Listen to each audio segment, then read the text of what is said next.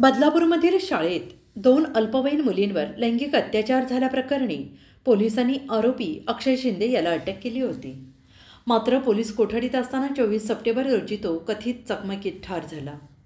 या प्रकरणाच्या चौकशीचं काम केंद्रीय गुन्हे अन्वेषण विभागाकडे CIDकडे सोपवण्यात आले. मात्र या प्रकरणातील तपासाबाबत मुंबई उच्च न्यायालयाने CIDच्या कार्यपद्धतीवर ताशेरे ओढले आहेत. CIDचे वर्तन संशयास्पद आहे. त्यांनी तपासाबाबत संपूर्ण माहिती चौकशी करणाऱ्या न्यायदंडाधिकाऱ्यांना सादर केली नाही असा चुकीचा निष्कर्ष निघू शकतो, असे न्यायमूर्ती रेवती मोहिते डेरे आणि माननीय न्यायमूर्ती पृथ्वीराज चव्हाण यांच्या खंडपीठाने म्हटले आहे. हायकोर्टाने CIDला स्पष्ट शब्दात फटकारले की आमच्या संयमाची परीक्षा पाहू नका.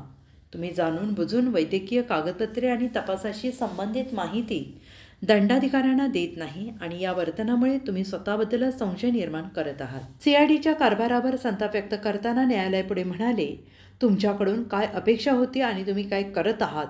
कोठडीतील मृत्यूचे प्रकरण एवढ्या सहजासहजी हाताळले जाऊ शकत नाही. तुम्हाला साक्षीदारांचे जबाब सादर करणे, वैद्यकीय कागदपत्र वेळेवर उपलब्ध करून देणे आणि तपास पारदर्शकपणे करणे गरजेचे आहे.